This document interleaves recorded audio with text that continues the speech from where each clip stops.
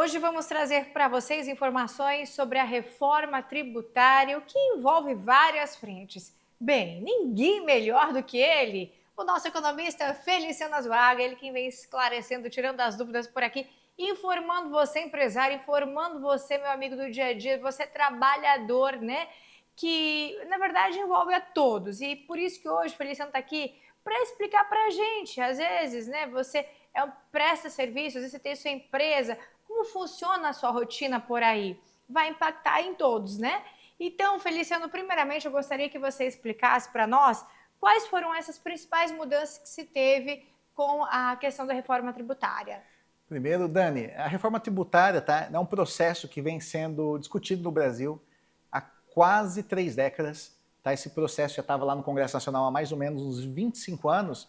E o objetivo de uma reforma tributária é você mudar um ambiente que a gente chama, gosta de falar, um ambiente extremamente complexo, e a gente tem apelido aqui que o sistema tributário brasileiro é o manicômio tributário, porque ele é complexo, ele tem muitas normas, ele é difícil de você entender, cada estado, cada município legisla em relação aos próprios impostos. Então a reforma tributária foi esse processo que andou durante 25 anos no Congresso Nacional, foi aprovado e começa a ser implementado a partir desse ano de 2026, durando até 2033 essa primeira parte do sistema. E aí já exige uma atenção bem especial, porque olha, a gente fala de décadas aqui, e esse ano que já começam as mudanças. De que forma que isso vai impactar no dia a dia do empresário? Lá, por exemplo, o contador tem que ficar bem atento a todos envolvidos no processo, né? Então o empresário, acho que a primeira coisa, ele não precisa ficar tão preocupado, porque ele vai ter uma fase de transição que vai até 2033. Então, basicamente, a reforma tributária, nessa fase inicial, vão ser criados 2 novos impostos. Tá? Esses 2 novos impostos vão incorporar alguns impostos famosos no Brasil. Né? Primeiro, vai ser criado o CBS. Esse CBS vai incorporar os impostos federais, então o PIS, COFINS e o IPI, que é o Imposto sobre Produto Industrial. Esse é o CBS. E vai ser criado o IBS. Aí o IBS vai mudar muito a vida dos municípios e dos estados. Porque o que vai acontecer? Ele vai incorporar o ICMS, que é o principal imposto estadual, que é o Imposto sobre Circulação e Movimentação de Bens e Serviços, e o ISSQN, que é o Imposto sobre Serviço. Você que é prestador de serviço, você que é MEI, que às vezes faz um serviço, você tem que ir lá recolher na prefeitura. Então, esses 2 impostos vão ser agregados e vão se tornar o IBS. Qual que é a grande mudança da reforma tributária? A grande mudança é que hoje no Brasil nós temos mais de 5.500 regras de ISSQN, nós temos 27 regras estaduais de ICMS. Cada produto tem uma regra, cada produto tem um diferencial tributário, cada produto tem que ter uma classificação de produto. O que a reforma está trazendo ela vai pegar essa bagunça, que é o sistema tributário brasileiro, vai criar uma regra única, então não vai ter mais vários ICMS para estados e produtos. Vai ter uma regra única, um tributo único. E com os municípios vai ser da mesma forma. Essa é a primeira grande mudança. De que forma que isso vai impactar os municípios e o estado? Aí eu ia chegar. O primeiro grande impacto, a primeira grande mudança é que hoje em dia você tem uma divisão entre quem produz e quem consome o produto, a distribuição dos impostos. Agora o imposto vai ser devido apenas no local de destino. Então Mato Grosso é um grande produtor de carne, vou dar um exemplo, um grande produtor de carne, um grande produtor de grãos. Então os impostos vão ser cobrados no destino. Como a nossa população é pequena, a tendência natural é que a arrecadação dos municípios e do estado ela acabe caindo. Municípios que são grandes produtores, mas não são grandes consumidores, eles vão perder receita. Uhum. Tá? Então, isso vai precisar também uma adequação, que os estados e os municípios se adequem ao longo dessa transição às suas novas receitas. O governador Mauro Mendes e o secretário Rogério Gás, que está de Fazenda do estado de Mato Grosso, já falaram muito sobre isso, por isso que eles foram contrários, inclusive, durante o período da reforma, porque estados produtores vão ser prejudicados na redução da sua receita, e isso é um problema que o gasto público vai ter que se adequar. Então, essa é a primeira grande mudança. Outra grande mudança para os estados e municípios. Hoje, os estados e municípios eles conseguem mudar as alíquotas para atrair indústria, atrair novos investidores, novos negócios, o que a gente chama de guerra fiscal. Como agora vai ter uma alíquota única, basicamente para quase todos os produtos, eu não vou ter guerra fiscal. Você vir para São Paulo, vir para Mato Grosso, ir para Goiás, eu vou ter praticamente a mesma regra, e aí vão ser outros fatores que vão fazer a empresa vir para cá ou não. Tá? Alguns então, a gente vai acabar um pouco... atrativos aí Aí a logística vai ser energia, vai ser a proximidade de insumos, vai ser o tamanho do mercado consumidor. Então vão ser outros insumos. Por que estão fazendo isso nessa reforma? Porque a guerra fiscal às vezes faz as empresas barganharem com pequenas prefeituras e com estados menores, fazendo com que esses estados transfiram receita do contribuinte para os seus negócios. E depois que acaba o incentivo, algumas empresas vão embora. Então esse também é uma questão da guerra fiscal, que ela tem uma mão dupla. Ela incentiva as empresas, mas também ela funciona como um mecanismo de transferência de renda de outros setores da economia para que aqueles negócios tenham um maior lobby. Então, assim, tem essas mudanças. Outra grande mudança, você, Dani, eu até estava comentando, né? O brasileiro não sabe quanto paga de imposto. Sim. O brasileiro não sabe quanto paga de imposto. O que essa reforma vai trazer como um grande benefício, primeiro, é que todo mundo vai saber agora o quanto paga de imposto. Por exemplo, vamos lá, vamos comprar um celular. Quanto pagou? Não sei se tivesse que responder. Você não sabe, mas como o CBS e o IBS eles vão ser unificados, e a gente vai ter um imposto de valor agregado, é um IVA, que a gente vai pagar no momento da compra. Qual que vai ser a grande vantagem desse IVA? Você vai comprar seu celular ali, R$2.000. A alíquota vai ser de 20%. Opa, então vou pagar 2.000 mais 400 de imposto. Na hora que você vai passar o cartão na maquininha, essa sua nota fiscal vai sair com 2.400. Dividindo os 2.000 para o empresário e os 400 já vai automaticamente para o governo. É na hora, então. É na hora você vai saber o que você está pagando de imposto. Hoje ninguém tem a mínima ideia. Por exemplo, você não sabe que você paga 45% de imposto no combustível. Então você coloca R$300 de gasolina hoje, você está pagando ali 140 de imposto. Você não tem a mínima ideia. A gente não tem ideia. Sim. Eu vou comprar lá uma cervejinha, estou pagando mais de 60% de imposto, eu não tenho a mínima ideia. Então hoje, os impostos eles estão distribuídos dentro da cadeia e são embutidos no produto, é o que a gente chama de imposto cobrado por dentro. Então isso torna produzir no Brasil extremamente complexo e difícil até de calcular um imposto. Então quem mais acaba sendo prejudicado hoje no Brasil é a indústria. Porque quando a indústria vai fazer, por exemplo, uma máquina de lavar, ela compra o aço, ela paga imposto. Ela compra energia para produzir na indústria, ela paga imposto sobre a energia. Aí ela faz um processo industrial, ela paga IPI. Aí ela passa para o distribuidor, paga imposto de novo. O distribuidor manda para a loja, paga imposto. Manda para a revenda, paga imposto. Usa a logística, paga imposto. Então, os impostos vão se acumulando, esse problema chama cumulatividade. Você paga imposto sobre várias fases da cadeia, e é por isso que os produtos no Brasil são extremamente caros. É por isso que o produto brasileiro não compete com ninguém no mundo, devido a essa cumulatividade. E como eles também ficam escondidos, Dani, dentro dos produtos e dos serviços, o brasileiro não reclama, porque não sabe quanto ele paga. Tem muita gente que acha que não paga imposto, porque não recolheu o boleto.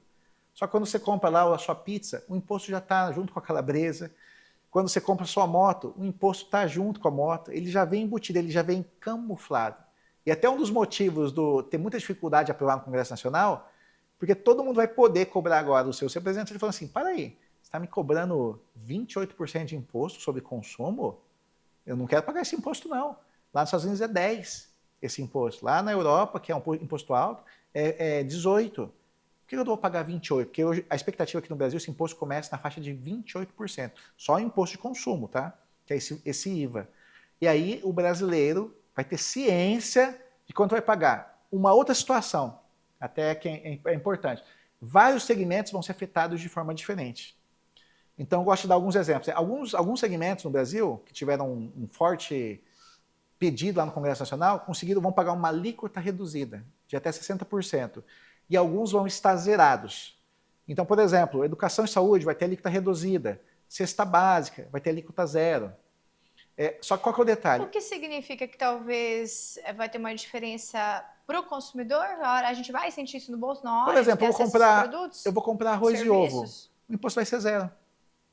Um plano de saúde, por exemplo. Um plano de saúde, se tiver dentro da alíquota reduzida, você vai pagar 60% de imposto. Então, se a alíquota for... Consulta médica, isso interfere? Aí, consulta médica entra, eu acho que como serviço. Eu não lembro agora como consulta médica está classificado. Sim. Tá? Porque tem segmentos que conseguiram, com lobby, ser classificados como alíquota reduzida.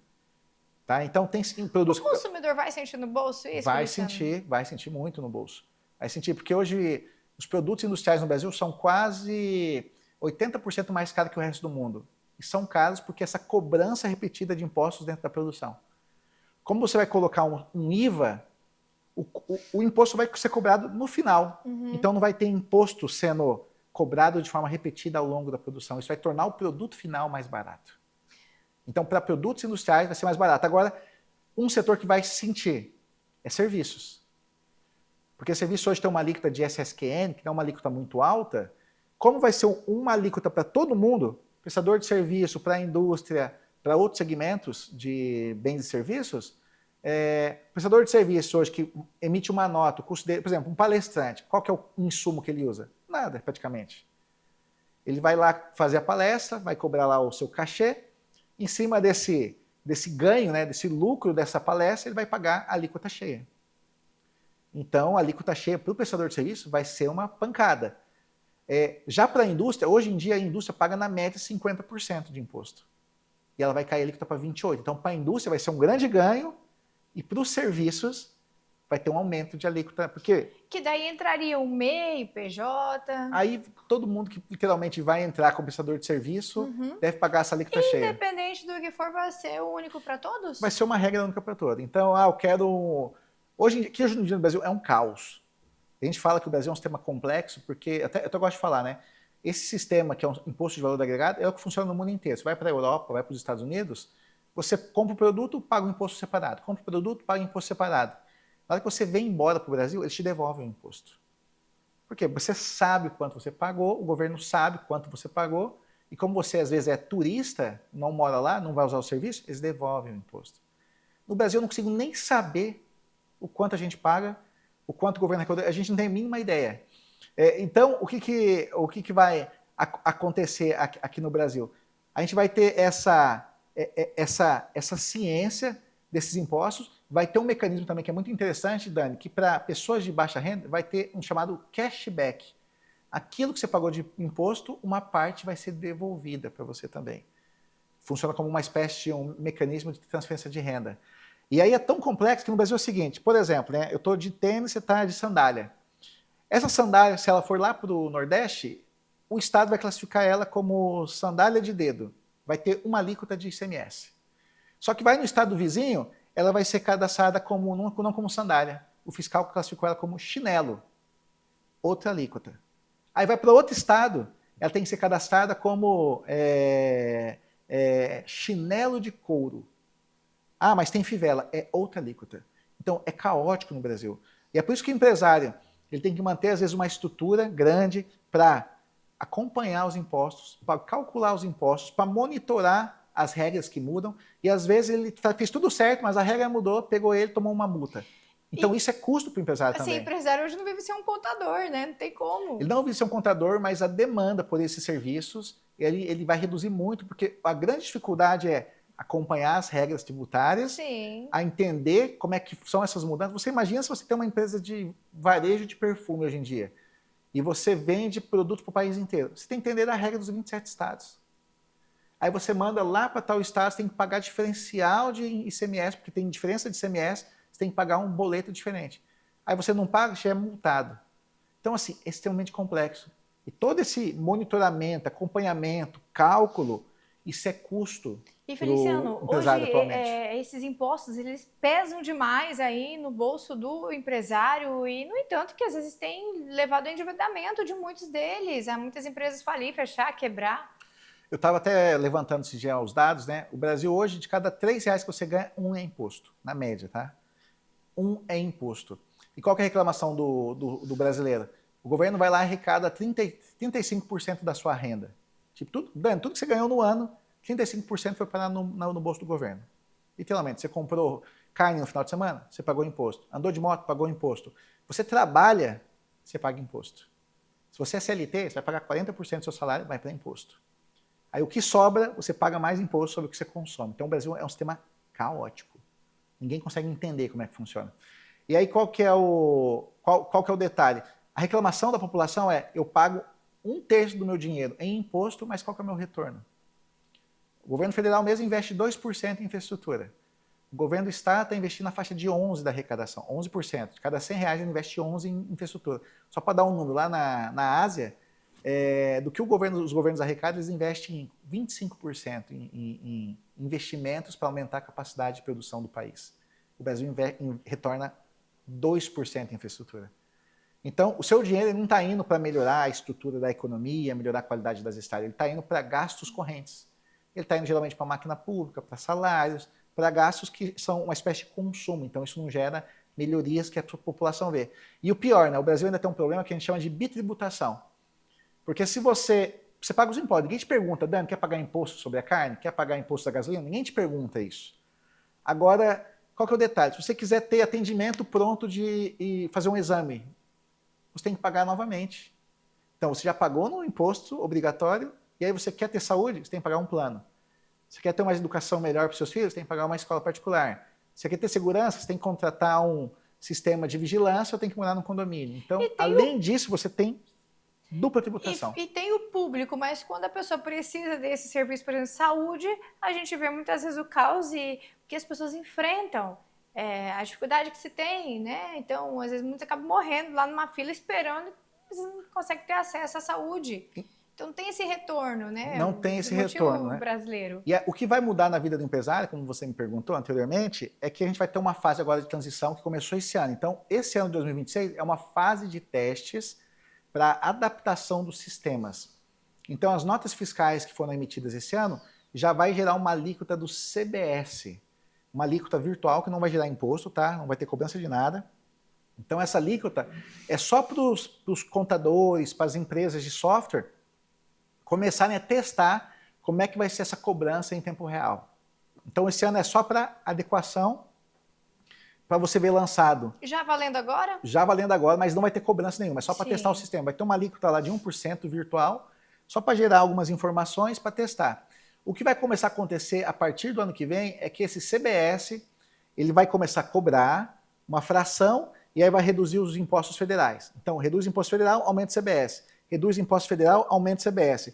Até a data desse teste, até 2027 começa então as cobranças da CBS, o efetivo, e a partir de 2029, aí vai ter a entrada da outra parte, que é o IBS. Então, de 29 até 2033, aí vão começar a eliminar o ICMS e o ISSQN das prefeituras, então ele vai encolher todo ano e vai começar a cobrar um pedacinho do IBS. Aí 2029, reduz o ISSQN, aumenta o IBS.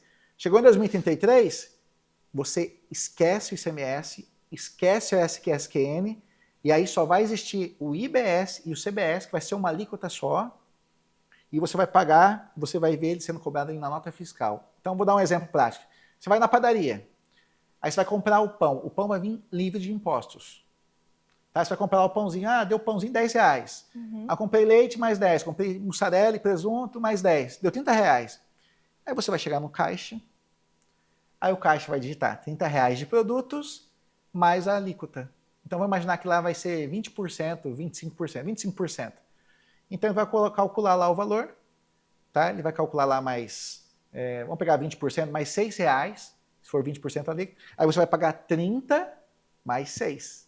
Aí na hora que passar o débito no seu cartão, vai sair 36 da sua conta. A padaria recebe 30 e o governo já recebe naquele momento exato R$6. Aí você vai sair com a notinha e a notinha vai estar escrito lá.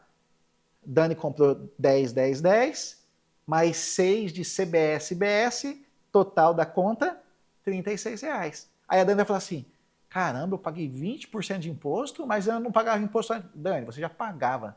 Só que hoje você não tem a mínima ideia de quanto você paga. Quanto você pagou no presunto? Não sei. Qual que é a alíquota do presunto? Não sei. Qual que é a alíquota do pão francês? Não tenho a mínima ideia. Qual que é a alíquota da energia elétrica? Não sei. Aí todo brasileiro vai olhar os extratos e vai falar assim, caramba, gastei 2.000 lá para casa esse mês e estou pagando 400, estou pagando uns R$500 de imposto. O pessoal vai dar uns pulos dessa altura. Mas eu acho que essa vai ser a grande vantagem.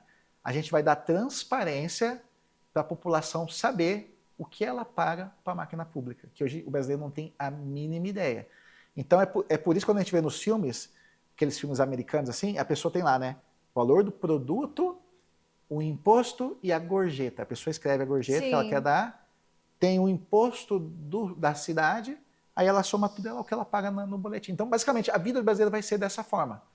Tá? Então, só que alguns produtos, como eu falei, alguns produtos vão ser alíquota zero ou alíquota reduzida. Então, educação vai ter uma alíquota menor, produtos da cesta básica e de remédios relevantes para doenças vai estar alíquota zerada, e aí essa vai ser uma grande vantagem. Vou comprar lá então um arrozinho, um ovo, feijão, é R$20, é R$20, porque não vai ter esse imposto sobre consumo. Então, essa vai ser a vantagem. Quais são as vantagens para o que vai mudar a vida do empresário?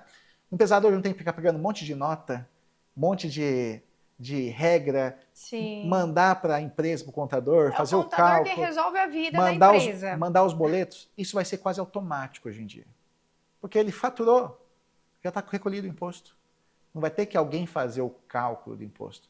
Não vai ter que ter alguém para emitir o boleto do imposto. Não vai ter alguém para ter que ir lá acompanhar se ele está atrasado. Não, vai ser automático.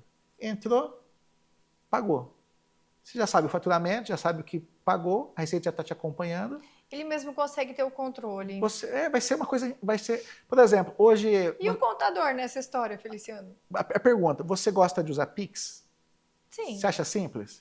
Sim, prático. Você quer voltar para o cheque? Não. Vai ser a mesma coisa. Vai ser muito mais simples, muito mais prático, muito mais, como posso dizer assim, muito mais transparente. Aí você perguntou, com os contadores.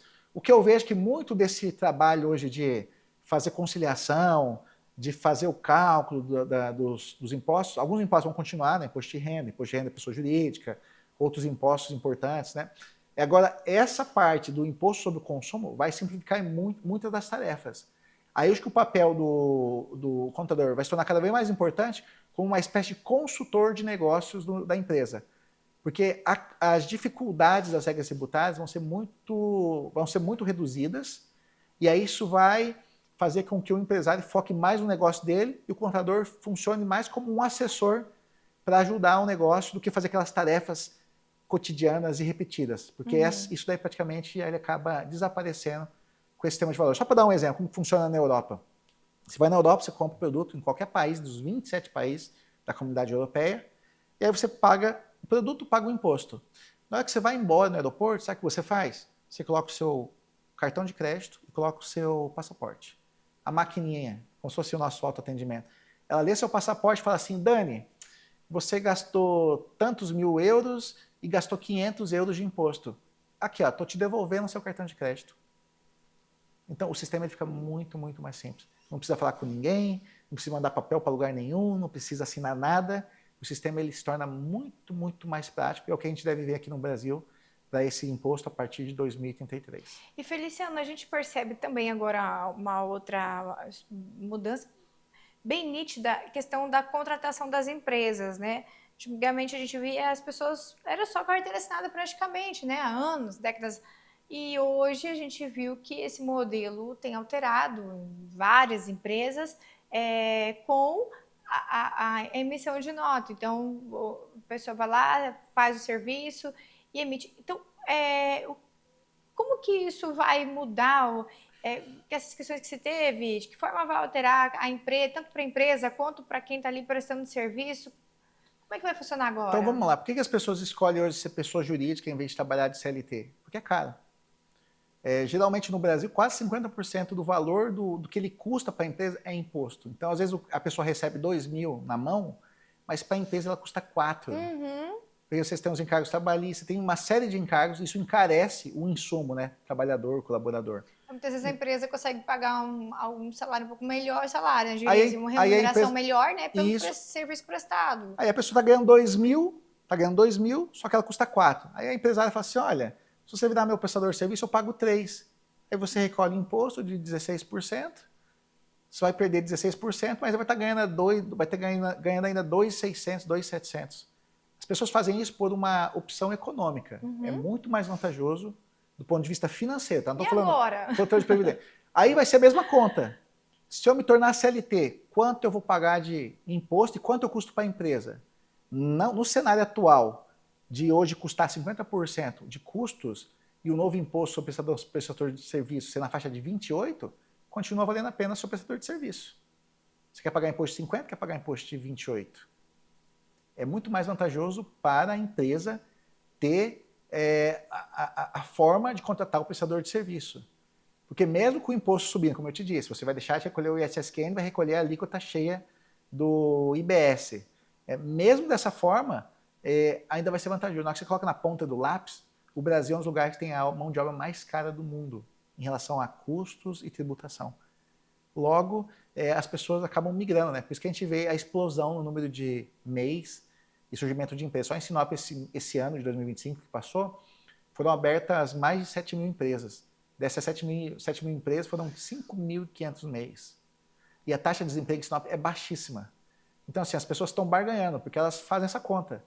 Ah, quanto que você paga? Ah, eu pago 2 mil. Ah, mas está pagando pouco. Aí o empresário fala, olha, eu te pago 2 mil, mas você me custa 4. Ah, mas, pô, por que você está pagando? Não, porque aqui, ó, tem que pagar isso. Isso é chato. O salário do colaborador onera a empresa. Aí, o que eles fazem naturalmente? Buscam a alternativa de fazer uma contratação via prestação de serviço. Então, esse fenômeno, ele é muito comum devido ao aspecto financeiro. As duas partes acham melhor fazer uma contratação que não seja vinculada à CLT. Isso tá em geral, né, Feliciano? A gente vai ver geral. desde as empresas aqui no centro, no setor do agro, indústrias, né? E tem outro fator também. Qual que é o outro fator? É que como é difícil você contratar colaborador que quer atender aquele padrão de trabalhar a semana inteira, fazer carga horária de 8 horas, as pessoas hoje estão com horários muito mais flexíveis, esse perfil novo também de colaborador, ele se adequa melhor nessa situação de prestação de serviço do que num regime CLT de horários travados. Então, até uma grande dificuldade você convencer alguém a fazer 40 horas num ambiente fixo. Porque se a pessoa principalmente é um prestador de serviço com algum tipo de conhecimento especializado, ela com certeza vai querer prestar serviço por hora, cobrando por hora como consultoria ou como serviço específico ou empreita, do que ficar vinculado a 40 horas num contrato muito amarrado.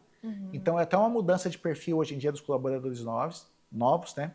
Você pega a geração Z, as empresas estão tendo que se adaptar aos formatos de trabalho, e aí você tem um formato, né, de contratação através da PJ, um formato que se adequa mais a esses novos perfis. Questão de horário, tudo interfere. Questão de horário, questão de presencial, híbrido, semi-híbrido. E, Feliciano, se a gente for avaliar a questão de valores, tudo, realmente Sinop, como muda muito. E realmente as pessoas, quando as empresas falam que precisam de pessoas para trabalhar, a pessoa já começa a fazer conta. Quanto eu vou ganhar?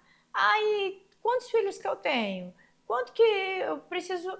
Também aí a pessoa que sai de casa vai precisar de alguém lá na casa dela para fazer o serviço, para cuidar um filho, para uma escola. Então começam os custos. E aí talvez, né, toda essa mudança de vida do brasileiro acabou interferindo no sistema como um todo, né? Acaba interferindo, se aumenta também a pressão sobre os salários, porque, por exemplo, Sinop tem um problema grave de transporte urbano.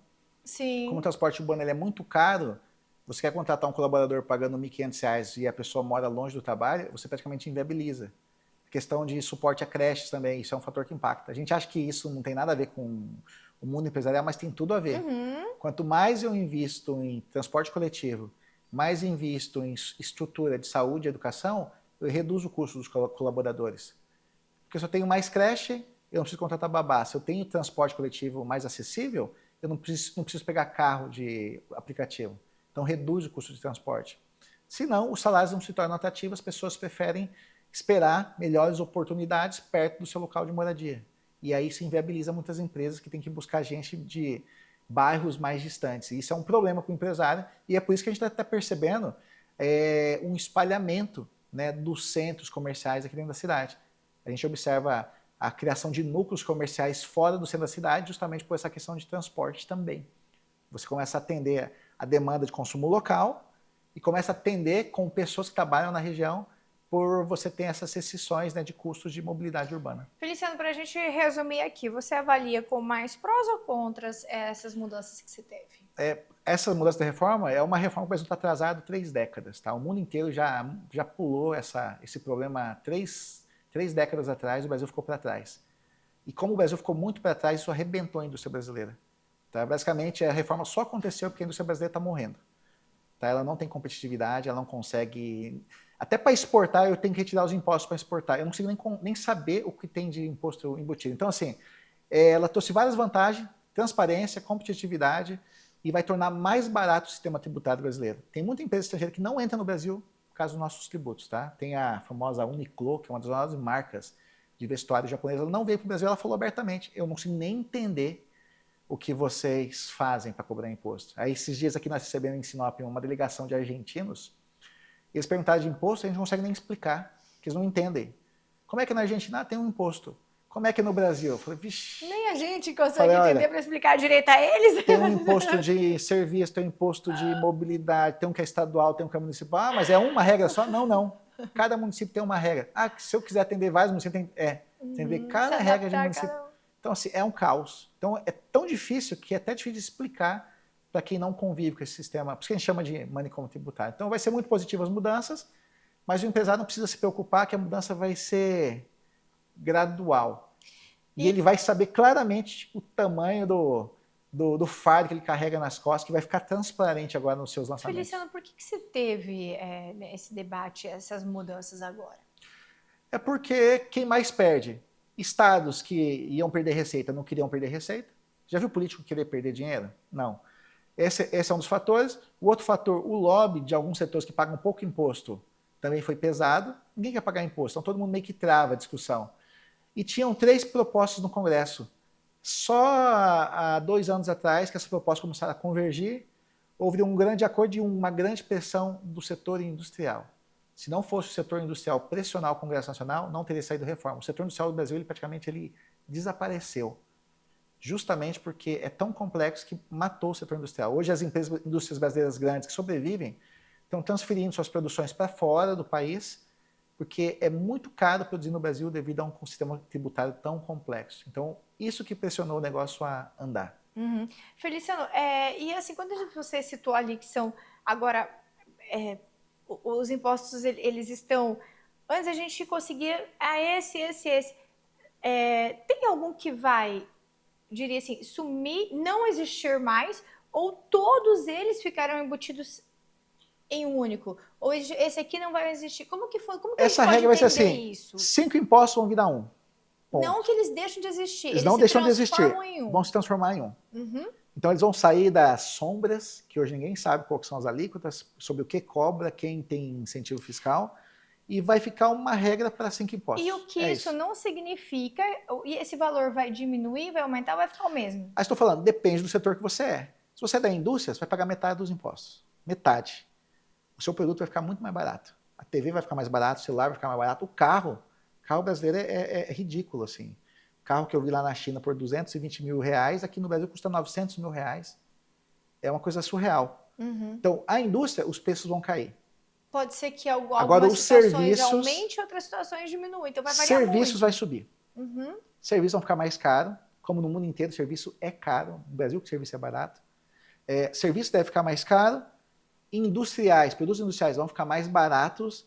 E a agricultura vai ter subsídio de 60% do imposto. Então a agricultura vai pagar um pouquinho mais de imposto, mas vai pagar menos que todo mundo.